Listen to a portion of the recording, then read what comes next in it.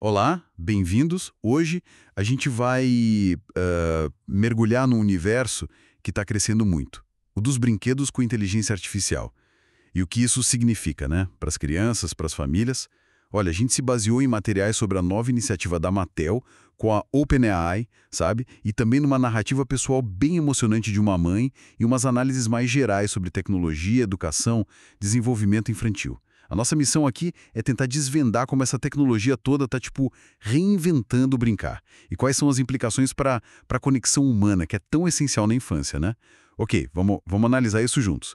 Para começar, então, a Mattel está trabalhando junto com a OpenAI para criar os tais Smart Toys. São bonecas, carrinhos, que não só respondem, mas, assim, conversam de verdade, criam histórias que mudam conforme a criança interage, sabe?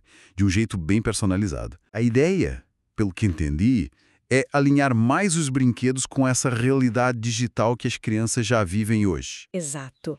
É uma mudança grande, né? A gente sai daquele objeto parado, estático, para algo que pode ser um companheiro interativo mesmo.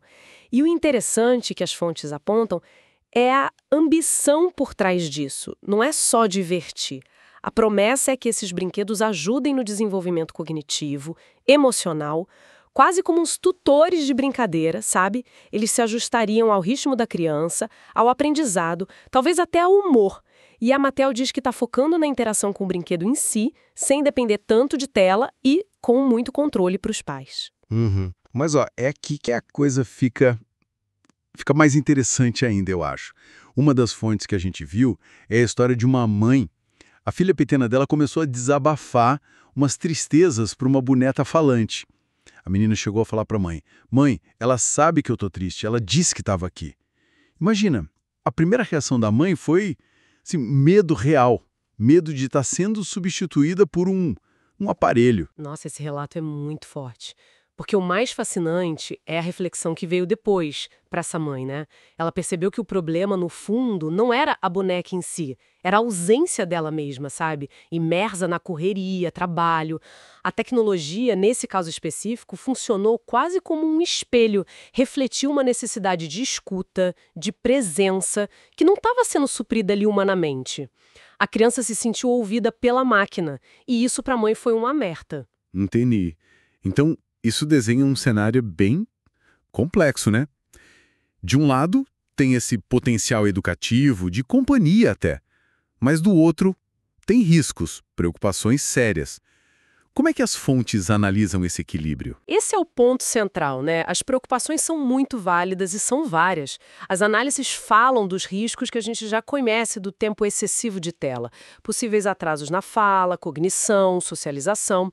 Mas com esses brinquedos que ouvem, que processam conversas, entram outras camadas: a segurança, a privacidade dos dados das crianças, quem está ouvindo essas conversas, como esses dados, que são super pessoais, são usados. E aí surge a questão ética, né? De criar perfis de comportamento de crianças tão pequenas. É aí que leis como a LGPD aqui no Brasil, a Lei Geral de Proteção de Dados, são cruciais. Elas exigem consentimento claro dos pais, informado, e limitam a coleta de dados ao mínimo necessário. Faz sentido. E a Mattel, eles falam sobre segurança, filtros, controle dos pais? Sim, eles enfatizam bastante isso. Segurança, filtros de conteúdo, controle parental forte. Mas as análises sugerem que a responsabilidade não é só da empresa, entende? É um ecossistema. As famílias têm um papel que não dá para substituir. De mediar o uso, sabe? Garantir um equilíbrio com brincadeira offline, atividade física, interação social. E, claro, o exemplo dos adultos conta muito, né? Como nós usamos a tecnologia.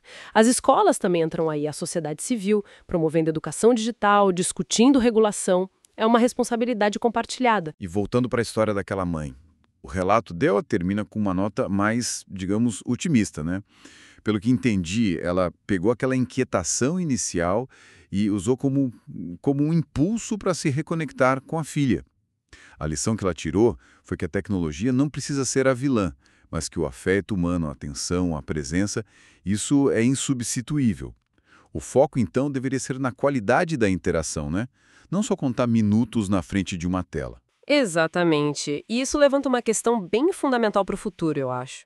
Conforme a inteligência artificial fica mais e mais sofisticada em simular empatia, em parecer que ouve, que entende, Como a gente garante que essa tecnologia sirva para complementar, para somar, e não para, sem querer, diluir ou substituir a profundidade da conexão humana real, que é tão complexa, tão insubstituível? Especialmente na formação das crianças, onde isso é a base de tudo. Pois é. Fica essa reflexão final, então. O que significa para o desenvolvimento afetivo, para a autoestima de uma criança, quando uma resposta programada, por mais bem feita que seja, faz ela se sentir vista, ouvida, importante? É algo para a gente continuar observando e pensando a respeito.